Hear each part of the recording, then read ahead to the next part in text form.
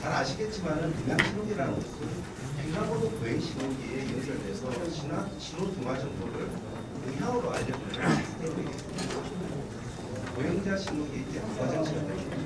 그리고 음성 유도기의 경우도 기술적으로는 음향신호기와 거의 유사한 방식입니다. 근데 음성 유도기는 철도역이라는 지하철역 공공건물들에 설치가 돼서 자신의 위치라든지 지명에 대한 정보를 음성으로 알려주는 시스템이에요. 음향신호기와 음성 유도기는 유사한 시스템이고 설치 장소가 시각장애인들이 보행하는 칸에 있어갖고 음향신호기와 굉장히 중요한 장치로 여기저기 그 중요성에 대해서 많이 인식을 하고 있는데, 그래서 정부에서는 도로교통법이라든지 이동법이 있고 편의 증진 보장에 관련된 법률을 기반으로 해서 이러한 시스템을 설치하고 운영을 하고 있습니다. 도로교통법까지 나온 자료인데 실제 2013년 현재 전국에는 신호등량 보도가 약 10만 개소가 있다고 합니다. 그렇지만 아직까지는 한 10% 정도 수준의 설치가 되어 있고 생각보다 많이 설치가 되어 있지 않은 상황입니다. 저도 음향신호기를 이제 한지 한 2년 굉장히 좀 넘었는데요. 그동안 제 우리가 잘 안 들리는데요. 잘 안 들리십니까?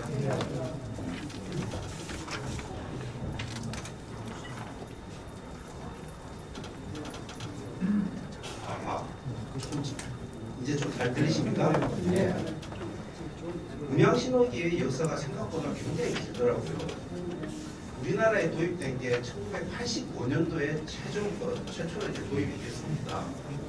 그 당시에는 이제 신호등에 녹색 등화가 들어오면은 귀뚜라미 음이 나오는 그런 형태로 이제 시작이 되었고, 귀뚜라미 음이 계속 이제 녹색 신호가 들어올 때마다 소리가 나게 되니까 소음 이론이 발생을 해서 푸시 버튼을 달한 버튼식 음향신호기가 1996년도에 도입이 됐었고, 이 버튼식 음향신호기에 붙어있는 푸시 버튼을 실제 사용자가 찾아서 누르기가 굉장히 어렵다 보니까 2000년도에는 우선 리모컨 방식의 음향신호기가 도입이 되었습니다. 그래서 그 다음에는 횡단보도의 방향 구분이라든지 위치 안내에 대한 기능들이 좀 추가가 되면서 안내가 다양화됐고, 그리고 음성 유도기의 경우에는 2005년도부터 설치가 되었다고 합니다. 이렇게 역사가 길지만은 음향신호기가 가지고 있는 문제점은 아직도 몇 가지가 있습니다. 기본적으로는 푸시 버튼에 대한 접근성에 대한 이슈는 계속 있고, 그리고 우선 리모컨 같은 경우에는 리모컨을 눌렀을 때 음향신호기가 동시에 2개 이상 들린다는 그런 문제점들을 갖고 있습니다. 그래서 실제 음향신호기를 설치할 때 시주간에 한 10m 이상 떨어뜨려 설치해야 된다는 그런 제약 조건도 발생이 되고 있습니다. 2014년에 교통약자 이동실태 조사 결과를 보면은 횡단보도에 대한 이동 만족도 조사 결과가 있습니다. 여기서 일반인의 경우에는 횡단보도에 대한 이동 만족도가 상당히 높습니다. 그렇지만 교통약자의 경우에는 만족도가 상당히 많이 떨어지고 있고, 그리고 특히 시각장애인 경우에는 만족도가 가장 낮게 조사가 되었습니다. 여러 가지 불만족에 대한 사유가 있겠지만 음향신호기가 그 중에서 두 번째의 불만족 사유로 제기가 되고 있습니다. 그리고 저희가 2014년 시각장애인 연합회를 통해서 이제 음향신호기에 대한 요구사항 개선을 어떻게 할 건지 요구사항들을 조사를 하고 있었는데, 그 당시에 음향신호기가 필요하다고 말씀하신 분들은 전체 70% 이상이 되었고, 굉장히 필요성에 대해서는 많은 분들이 얘기를 해주셨습니다. 그렇지만 실제 사용이 잘 안 되는 이유에 대해서는 음향신호기가 일단 많이 설치가 안 되어 있다는 점, 그리고 리모컨을 항상 해제하기가 힘들다는 점, 그리고 동시작동과 같은 고작동, 그리고 음향신호기에서 나오는 소리에 따른 이제 주변 시선이 굉장히 불편하다는 그런 말씀을 드렸습니다. 그래서 거기에서 나온 음향신호기 개선 요구사항으로는 가장 큰 것은 좀 음향신호기를 좀 많이 설치해 주셨으면 좋겠다라는 의견이 많았고, 그 다음으로는 자기가 원하는 음향신호기를 선택적으로 할 수 있도록 했으면 좋겠다. 그리고 조작 방법을 좀 다양하게 했으면 좋겠다라는 의견들이 나왔습니다. 이렇게 이런 문제들이 나오게 된 이유를 잠깐 말씀을 드리면은 기존에 2000년부터 개발되어 사용되고 있는 무선 리모컨은 복지 주파수로 사용되는 358MHz의 단방향 통신입니다. 이게 TV 리모컨과 같은 그런 형태의 통신 방식인데 음향신호기는 가만히 있어요. 그리고 사용자는 어디에 있는지 모르는 음향신호기를 켜기 위해서 리모컨을 누르게 되고 리모컨에서 나오는 그 전파는 음향신호기가 받는 모든 음향신호기가 받게 되는 그 음향신호기는 다 울리는 그런 형태로 되어 있는 거죠. 실질적으로 자기가 원하는 음향신호기를 켤 수 있는 기술적인 한계점이 있습니다. 그리고 전파를 가지고 어떤 거리를 제어한다든지 방향을 제어한다든지 이런 문제는 굉장히 어려운 문제입니다. 물론 가능은 하겠지만 너무 기술적으로 들어가는 비용이라든지 그런 것들이 많이 소요되는 기술 분야가 되겠죠. 그래서 이런 것들을 좀 해결을 하기 위해서는 음향신호기가 가만히 있는 게 아니라 음향신호기가 나 여기 있어요 라고 얘기를 해줄 수 있는 그런 형태의 양방향 통신이 좀 적용이 되면은 앞에서 말씀드렸던 그런 선택적인 원하는 음향신호기만 켤 수 있는 그런 해결 방법이 된다는 것입니다. 그래서 기본적으로는 음향신호기가 나 여기 있어요 라는 것을 알려주고 사용자는 그 정보를 가지고 그 중에서 자기가 원하는 것만 선택해서 켤 수 있도록 하는 그런 형태로 기술 개발을 저희는 진행을 하고 있습니다. 그래서 저희가 지금 통조통부의 지원을 받아서 시각장애인용 보행 편의 및 안전향상 기술 과제를 수행을 하고 있습니다. 그 중에 하나로 교차로에서 시각장애인들이 음향신호기를 편리하게 사용을 할 수 있도록 아까 말씀드린 바와 같이 음향신호기에서 자기의 식별 정보를 송출할 수 있는 보행 신호정보 제공 장치를 개발을 하고 있습니다. 보행 신호정보 제공 장치가 기존에 음향신호기 리모컨을 가지고 사용하시는 분들이 많기 때문에 그런 분들도 같이 사용이 돼야 되거든요. 그래서 교명을 할 수 있도록 저희 음향신호기를 완전히 새로 개발하는 것이 아니라 기존의 음향신호기에 확장돼서 동시에 교명으로 사용될 수 있는 형태로 기술 개발이 진행이 되고 있고 저희가 개발하면서 여러 가지 요구사항들을 조사를 했었는데 일단은 음향신호기가 여러 대의 음향신호기는 항상 교차로에 존재를 하고 그리고 사용하시는 시각장애인들도 여러 분이 계시기 때문에 동시에 음향신호기와 통신할 수 있어야 된다. 그리고 양방향 통신이 돼야 된다는 점이 중요한 이슈였고 그리고 현재 리모컨에서 그 위치 같은 경우에는 15m 그리고 신호 같은 경우에는 10m 이내에서 동작을 해야 된다고 합니다. 그래서 그런 요구사항을 만족시킬 수 있도록 여러 가지 통신 방식이 있습니다. 와이파이, 지급이, LTE 같은 다양한 통신 방식이 있는데 문제는 시각장애인들이 가장 비용 부담 없이 사용할 수 있도록 스마트폰에 달려있는 블루투스를 이용한 기술 개발을 진행하고 있습니다. 그리고 시각장애인들이 실제 사용하실 때 가장 중요하게 여기시는 부분이 UI 부분입니다. 잘 안 보이시기 때문에 UI가 상당히 간결해야 되고 사용하기 굉장히 편해야 되는데 그런 것들을 저희가 고려를 해서 지금 모바일 접근성이라든지 웹 접근성 지침을 반영을 해서 UI UX 개발을 하고 있고 그리고 사용하기 쉽게 인터페이스를 굉장히 간결하고 그리고 선택하는 것들을 최소화해서 UI를 개발을 하고 있습니다. 이 과정에 한국시각장애인연합과 같이 작업을 하고 있고 저희가 실제 또 나중에 테스트베드를 운영을 하게 되면은 테스트베드 운영하면서 거기에서 나오는 문제점들을 다시 또 보완을 할 계획을 잡고 있습니다. 그래서 저희가 개발하고 있는 음향신호기 서비스 시나리오를 잠깐 말씀을 드리면은 여러 개의 음향신호기가 있는데 그 음향신호기들은 각각 자기의 식별 정보를 인출하게 됩니다.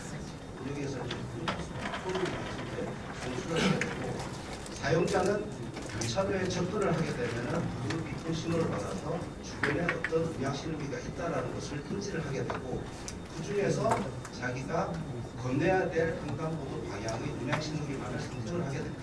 그러면 많은 음향신호기 중에서 선택된 그 음향신호기만 안내 음향을 송출해서 시각장애인들이 이렇게 건너할 수 있게 됩니다.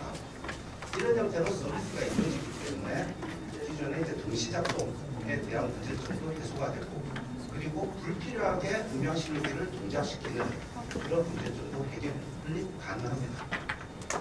그리고 양방향 통신이기 때문에 기존의 단방향 통신에 비해서 다양한 서비스가 가능하게 됩니다.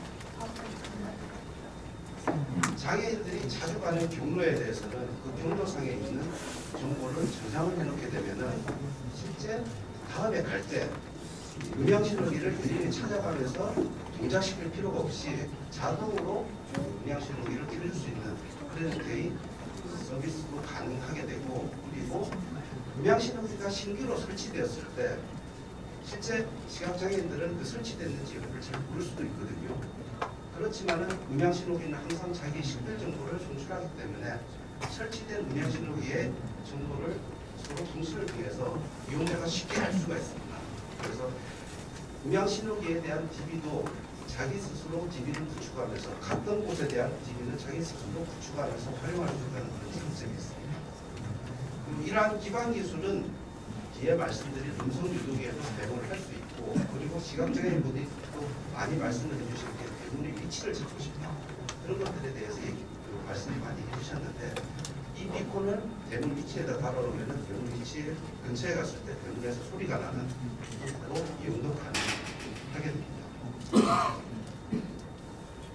저희가 지금 기술 개발은 실험실 수준의 프로토타입 완성이 되어 있습니다. 그래서 지금은 현장 실제 도로를 대상으로 테스트 매듭을 구축할 계획을 가지고 있고, 대전 지역의 시각장애인 시각장애인 복지단체와 같이 테스트 매듭 주거지를 이제 설정을 하였습니다. 여기에서 저희가 고려했던 점은 실제 시각장애인들이 통행을 하는 지역, 그리고 차량과 보행자 통행량이 있어서 현실적으로 기술에 대해서 성능 시험을 할 수 있는 지역, 그리고 기존 음향신호기와 비교 분석할 수 있는 지역을 선정을 했고, 지금 저희가 선택한 지역은 대전시의 이제 도마 내거리라는 곳입니다. 그림 밑에 있어서 잘 안 보이시는데, 거리가 4차로인데 실제 옆에 있는 또 큰 도로가 있어갖고 오거리의 형태입니다. 그리고 왕복 6차선의 도로이고, 중간에 이제 교통선도 있고 해서 다양한 차로의 보행 환경을 위해서 분쟁이 되어 있습니다. 그래서 이 지역을 지금 대상으로 해서 테스트 배들을 구축하려고 지금 대전시와 협의를 하고 있고, 아마 내년 초부터는 실제 설치해서 지원 운영을 할 수 있을 것으로 생각이 되고 있습니다. 그리고 저희가 음향신호기에 나온 기술을 기반으로 해서 음성유도 장치에 대한 기술도 지금 추가로 개발을 하고 있습니다. 음성유도 장치는 아까 말씀드린 바와 같이 지하철이나 공공건물 내에 설치되는 장치인데, 음성 유도기의 경우도 동일하게 양방향 통신이 가능한 비콘을 활용을 해서 기존의 음향신호기가 갖고 있던 그런 문제점들을 해결하고, 그리고 음성 유도 장치의 설치에 대한 지금 여러 가지 관리 시스템들이 있습니다. 어떤 지역에 설치해야 될지, 어떻게 설치해야 될지 그런 관리 시스템들이 없는데, 어떻게 하면은 잘 설치하고 그것들을 미리 사전에 시뮬레이션 해볼 수 있는 설치 관리 시스템이 되고, 그리고 동일한 그 스마트폰 앱을 통해서 활용할 수 있도록 하는 기술을 지금 개발을 하고 있습니다. 음성 유도 장치의 차이점은 기존에는 지점 단위로 그 지점에 대한 이름만을 알려주는 장치였습니다. 그렇지만은 양방향 통신이 되고 스마트폰을 활용하게 되면은 실내에서 실제 사용될 수 있는 경로는 상당히 많습니다. 여기 보시는 바와 같이 1번으로 들어갔다가 5번으로 나갈 수도 있고 4번으로 갈 수도 있고, 이런 경로가 상당히 다양하게 나올 수가 있는데, 이러한 경로를 고려를 해서 음성 안내가 사용자의 보행 상황에 따라서 안내가 될 수 있도록 기존과는 좀 차별화돼서 개발이 되고 있습니다. 이것도 이제 내년 봄 정도가 되면은 기술이 어느 정도 완성이 될 거고, 실제 이제 지하철역을 대상으로 테스트를 하기 위해서 테스트 구축에 대한 협의를 진행하고 있습니다.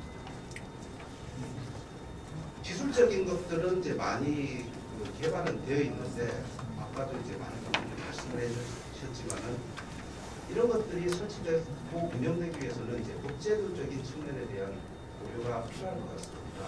그래서 새로운 기술이 도입되기 위해서는 일단은 이동편의 인증지법의 구조 10조 17조의 법률 그 아래 시행령에 보면은 이동 편의 시설에 대한 신제품 개발, 신기술 도입 관련해서는 세부 기준 시행에 필요한 사항을 따로 정해서 고시할 수 있도록 되어 있습니다. 이런 기준을 근거로 해서 지금 만들어지고 있는 새로운 시스템들을 실제 현장에 적용하고 시험 운영하고 그리고 그것들이 잘 됐을 때 실제 크게 보급할 수 있는 법제도적인 구조가 필요할 것으로 생각합니다.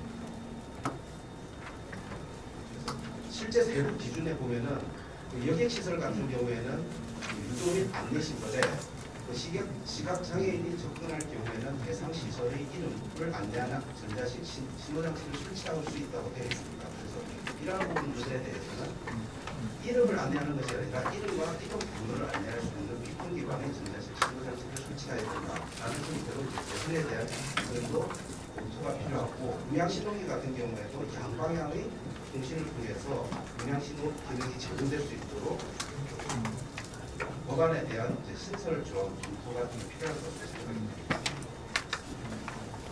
마지막으로 제가 생각하는 음향신호기하고 음성안내 그리고 시각장애인이 어떻게 이제 앞으로는 보행할 때 IT 기술이 좀 도움을 줄까에 대해서 고민을 하는데 말씀드린 바와 같이 음향신호기는 굉장히 지금 이전까지는 굉장히 수동적입니다. 자기는 가만히 있고 사용자가 어떤 신호를 줘야지 동작하는 형태였는데 이제 그런 것들이 서로 좀 연결이 단방향에서 이제 양방향으로 연결이 됩니다.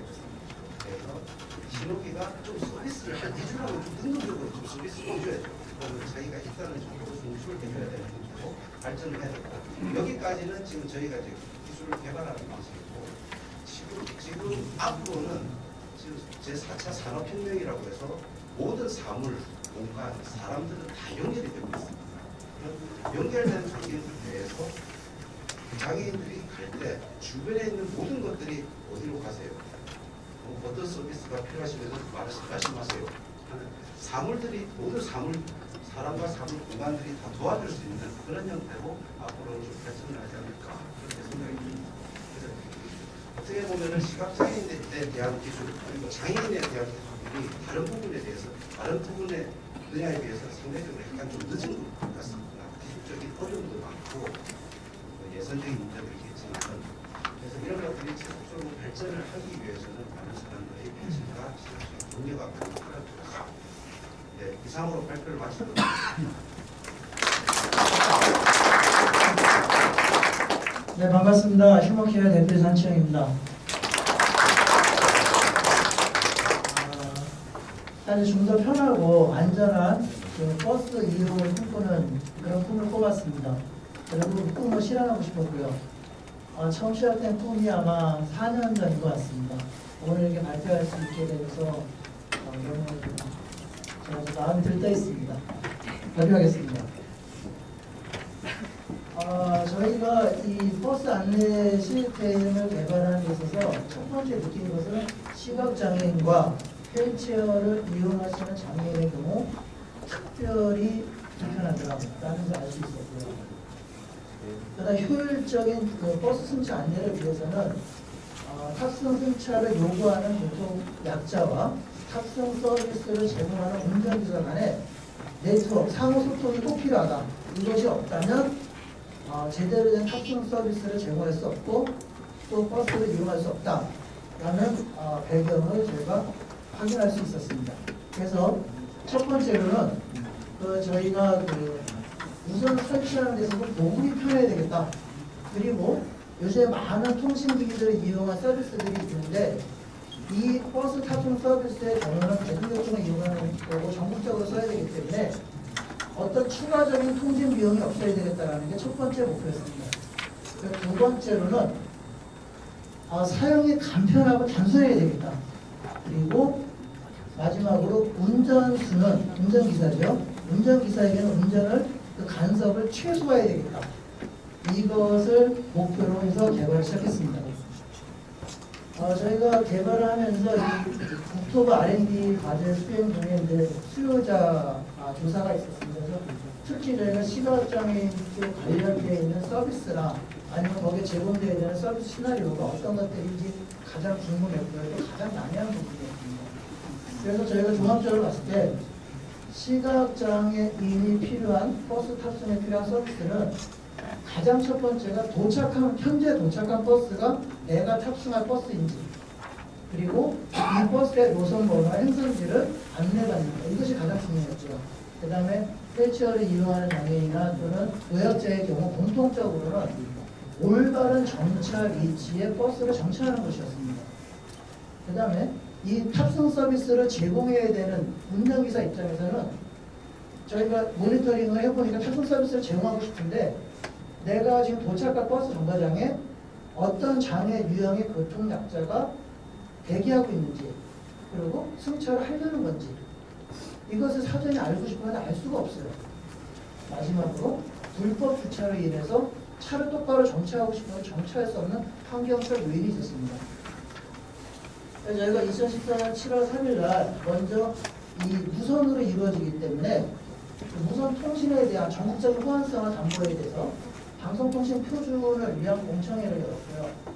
그래서 그때 당시에 저희가 제일 먼저 눈에 띈 것은 시각장애인의 경우 스스로 보행하거나 또는 일부 도움을 받으면서 버스를 이용하시는 그 비율이 74%에 이르렀습니다. 그건 굉장히 높은 숫자였습니다. 그리고 버스가 제2치에 서지 않거나 도착한 버스가 자기 행선지나 노선 번호를 안내해주지 않는 것에 대한 불편함이 가장 많고요. 다음으로 저희가 지금 국토 R&D로 개발하는 버스 시스템에 대해서 이런 서비스가 제공이 된다면 어떻습니까? 라는 통칭한 질문이 여러 가지가 있었는데요. 모니터링 했을 때 매우 필요하다가 사실 92%에 해당이 됐습니다. 그래서 많은 교통약자분들께서 관심과 또 이거에 대한 애정이 있으시다는 걸 느꼈습니다. 좀 더 열심히 개발을 하고자 했고요. 결과론적으로는 저희가 공청회를 하면서 느꼈던 게 보급이 편하게 되고, 그리고 전국적으로 호환성이 유지되게 되고, 시각장애인에게는 음성 안내로서 탑승구로 유도하거나 또는 노선 번호, 행선지 등을 안내하는 것이 꼭 필요하다. 그것이 결론이었습니다. 그래서 방송통신 표준 같은 경우는 이런 추진체계로 해서 저희가 국립정파연구원을 중심으로 해서 저희가 후보에 완성을 했습니다. 다음으로 현재 지금 저희가 소개해드리려고 하는 버스 승차 지원 기술 같은 경우는 국토교통부의 R&D 현재로 추진체계에서 저희가 R&D를 개발하고 있습니다. 버스 승차 지원 기술에 대해서 이제 본격적으로 소개를 드리겠습니다. 크게 세 가지로 구성이 되어 있습니다. 하나는 버스 음성 안내 장치, 두 번째는 버스 번호 입력기, 세 번째는 버스 승차 안내기라고 명명을 했습니다. 꼭 이것이 정해진 이름은 아닙니다. 버스 음성 안내기는 버스 승차 탑승구죠. 탑승구 외부에 설치돼서 시각장애인에게 도착한 버스에 대해서 행선지나 노선 번호를 음성으로 안내하거나 탑승구까지 유도할 목적으로 설치가 됩니다. 그 다음에 버스 번호 입력기는 버스 정류장 기둥에 설치되고, 이 버스 음성 안내기와 무선 통신을 하면서 버스의 접근거리 정보라든지 또는 내가 탑승할 버스의 노선 번호와 장애 유형을 눌러서 운전기사에게 그 신호를 송출하기 위한 목적으로 되어 있고요. 구체적으로 BIT하고는 좀 다르게 시간 정보가 아니라 거리 정보입니다. 그러니까 500m 전방의 진입 중, 200m 전방의 진입 중, 이렇게 구체적으로 버스 노선 번호에 따라서 안내를 해주고, 승차 대기, 다른 버스들이 몇 개 늦어 지금 되어 있는지 그런 것도 같이 표시할 수 있도록 문자와 음성으로 이렇게 제공하고 있습니다. 다음으로는 운전기사가 가장 편하게 볼 수 있는 위치에 설치되는 버스 승차 대기 안내기인데, 그래서 운전기사가 버스 정류장에 도착하였을 때 어떤 유형의 장애인이 탑승 대기 중인가를 알고 거기에 맞는 서비스를 제공하기 위한 목적으로 단순히 그냥 장애 유형만 표시되어 있습니다. 지체, 시각, 청각, 이렇게 해서 그 램프 표시 등을 통해서 시각장애인 경우에는 음성 안내가 제공되는 거죠. 그다음에 지체장애인 경우는 휠체어를 이용하시는 장애인들은 달판을 가지고 전체 일주를 좀 다르게 해주고요. 그렇게 할 수 있는 운전기사와 결국은 승차를 대기 중 교통약자 간의 상호소통을 가장 중요해서 그것을 이루기 위한 시스템으로 움직입니다. 지금 여기에 사용되는 것은 많은 게 무선 통신 표준인데 이게 좀 복잡하고 2년 전에 이제 2014년 12월 30일날 방송 통신 표준을 이미 모집되었습니다. 그래서 이 통신 표준을 이용해서 현재 저희가 R&D를 하고 있습니다. 그리고 구체적으로 말씀을 드리면 1단계 시각장애인의 경우는 버스 정류장에 설치된 버스 번호 입력기까지 접근하기 위한 유도 음향이나 안내 음성을 제공합니다. 그리고 휠체어를 이용하는 장애인 시각장애인이 버스 번호 입력기에 접근했을 때 가장 간단하게 내가 탑승한 노선 번호죠. 77번 또는 101번, 1000-1004 이런 노선 번호와 장애 유형을 입력하고 시각 속도를 내고 끝납니다. 다음으로 2단계로는 이 버스 해당 이미 호출된 버스 노선 번호 버스가 쭉 진입을 하다가 내가 탑승하고 나면 정류장을 기준으로 700m 내에 접근할 때부터 상호 통신이 이루어지는데요. 그때 운전기사에게 시각장애인은 시각장애인 또는 휠체어를 이용하는 사람은 휠체어를 이용해서 표시 등이 표시됩니다. 그러면 운전기사는 다음 정거장에 어떤 유형의 장애인들이 승차되고 있느냐 라는 걸 인지하실 수가 있습니다. 다음 3단계로 버스가 운행 중이지 아직은 정류장에 도착하기 전인데 그 도착할 정거장을 기준으로 해서 버스 정류장과의 거리 정보를 계산을 합니다. 그래서 버스 정거장에 설치되는 버스 번호 입력기로부터 승차 대기 중인 교통약자에게 그 노선번호 해당 노선번호의 버스가 지금 몇 미터 정도 접근했는지 그 거리 정보를 안내해 주게 됩니다. 다음으로 5단계로는 그 버스가 도착을 했을 때 도착 정보를 음성과 문자로 또 안내를 해줍니다. 마찬가지로 만약 장애 유형을 시각장애인의 경우는 버스가 도착하고 문이 열리면서 탑승구에서 음성 안내가 제공됩니다. 자동으로. 그래서 그 문이 열린과 동시에 해당 호출된 버스만 했죠. 버스가 음성 안내를 제공해 줌으로써 시각장애인의 탑승구를 기도해서 또는 내가 탈 버스인지를 확인하고 탈 수 있는 그런 여건이 마련이 되죠. 또 하나는 어느 시간까지는 휴대하고 다니는 시각장애인들이 휴대하고 다니는 리모컨이 있습니다. 그 리모컨을 불렀을 때 어느 일정 시간까지는 여러 대의 버스가 있다 하더라도 호출된 버스에 한해서만 음성 안내를 그 리모컨에서 제공할 수가 있습니다. 그래서 다른 어떤 혼선이 있거나 중복적으로 있거나 그런 것들을 미연에 감안했습니다. 그리고 버스 문이 닫히면 모든 것은 종료하게 됩니다. 다음으로 좀 더 이걸 간략하게 제가 정리를 해봤습니다. 그래서 정말 이게 교통약자가 얼마나 편할 수 있을까, 또 운전기사에게 얼마나 운전과정을 최소화할 수 있을까, 그 부분을 좀 표현해 주고 싶은데요. 버스 정류장에 설치된 버스 번호 입력기는 일단 시각장애인의 경우는 위치까지 유도하는 기능이 있고요. 그 다음에 공통적으로는 내가 탑승한 버스의 번호와 노선 번호죠. 노선 번호와 장애 유형을 입력하면 끝납니다.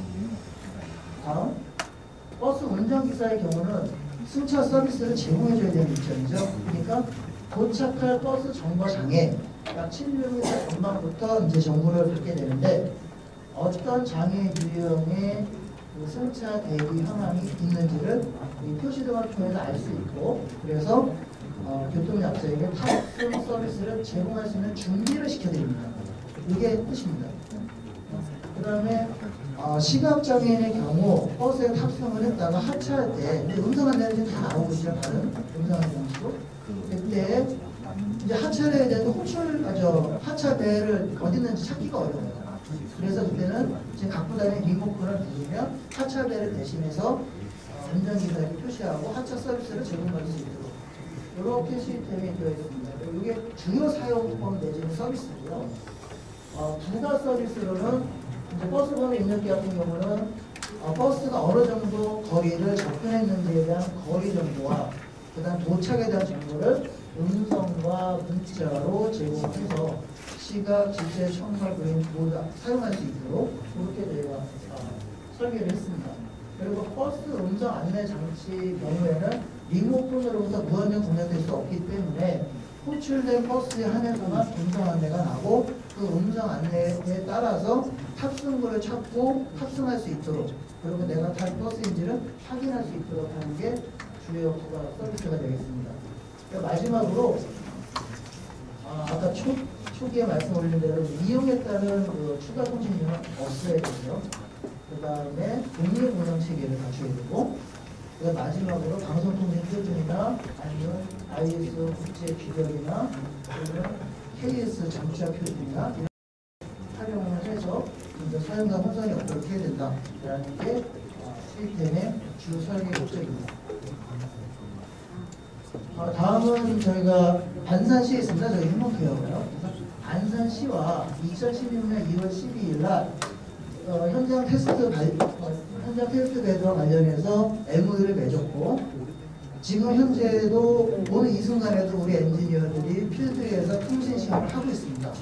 그리고 다음 주죠. 다음 주부터는 아마 안산시에서도 여기 오셨는데 실제 이제 버스 정거장과 버스에 설치를 하고 실질적인 테스트 배드가 시작이 돼서 내년 4월까지 계속 진행될 예정입니다.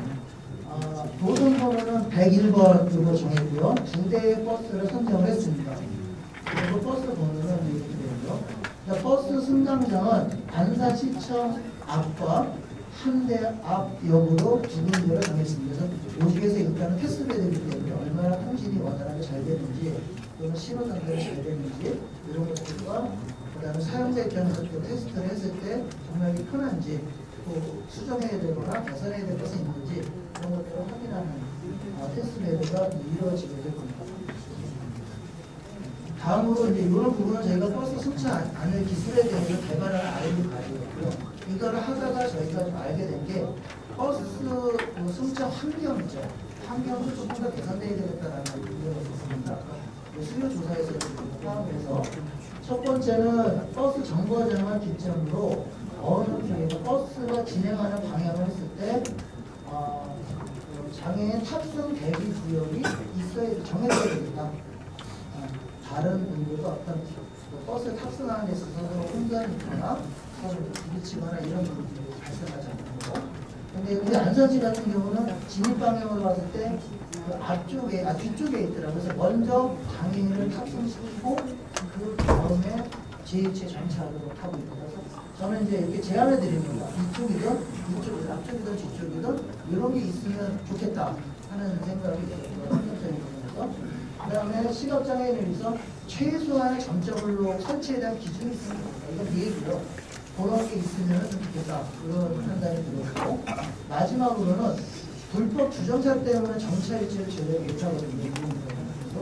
그래서 지금도 있긴 있습니다. 10m라고 하는 게. 근데 저는 좀 더 그걸 확대해서 버스가 진입하면 버스 길이를 평균 우리가 11m라고 봤을 때 이 버스 정류장 폭으로 그냥 보고 진입 방향에서 이제 뒤쪽이죠. 뒤쪽으로 한 20m 꺾어서 들어오는 거리가 있다 보니까 나갈 때는 바로 핸들 꺾어서 나가면 되니까 뒤쪽으로 20m, 앞쪽으로 10m 정도의 큰 이 주차 금지 라인이 있다면 어떨까 이런 생각을 좀 해봤습니다.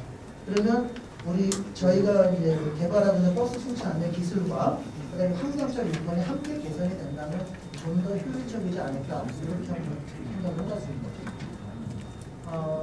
다음으로는 이제 개선사인데 저는 사실 법적인 거는 분야 아니고 전문가가 아닙니다. 잘 모르는데 어찌됐든 이 버스 승차 기술이 제도적으로 마련이 되어야 보급될 수 있기 때문에 교통약자법 쪽을 좀 봤었습니다. 그래서 부족한 부분이 있더라도 만약에 또 개선해야 된다면 다른 많은 분들께서 좀 토론해 주실 때도 그렇고 제안을 주셨으면 좋겠습니다. 일단은 교통약자 이동편의 증진법 법률적으로 보면 9조, 10조, 17조 책자에 다 있고 뒤쪽에 그 누록으로 현재 관련되는 법령이 있습니다. 현재 법령이. 그걸 기준을 했을 때 이제 6조나 14조 쪽을 조금 신설하거나 개설하면 어떨까.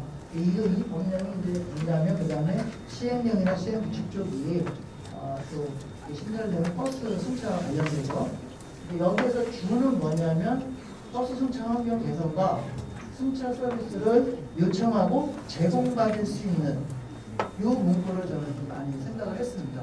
왜냐하면 다음 페이지에 그 세부 기준 쪽에서 오는 게 시행 규칙 쪽에 별도에 있는 세부 기준 쪽에 있는 교통수단에서 버스와 여객시설로 구분이 되어져 있어요.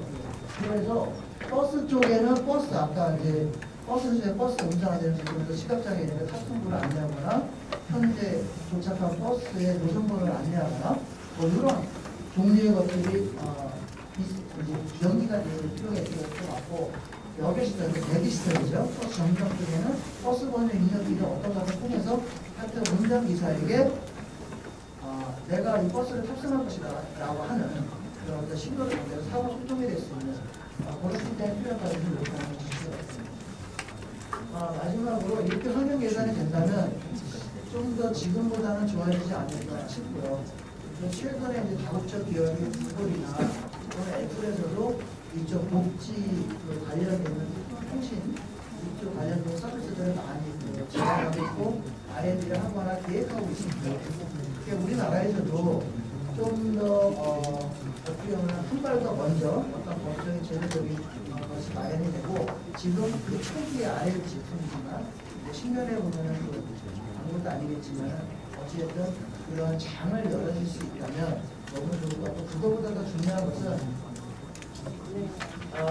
오늘 이렇게 교통약자를 위한 환경 개선이나 승차 기술이 여러분 모두가 사용할 수 있는 작은 일환 되었으면 하는 마음으로 이 제안서를 표기했습니다. 감사합니다.